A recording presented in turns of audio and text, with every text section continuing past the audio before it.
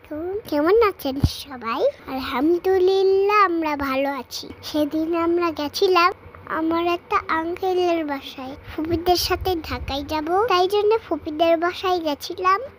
সেদিনই আঙ্কেলের বাসায়ও গেছিলাম। এভাবে মাংকির মতো এমন করে লাফালাফির মতো উচিত নয়। মাংকির মতো লাফালাফি করতে হবে না। লাফালাফি করা উচিত নয়।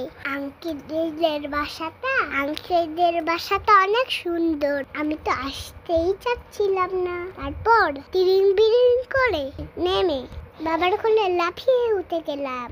বাসার সামনে অনেক সুন্দর একটা বাগান আছে।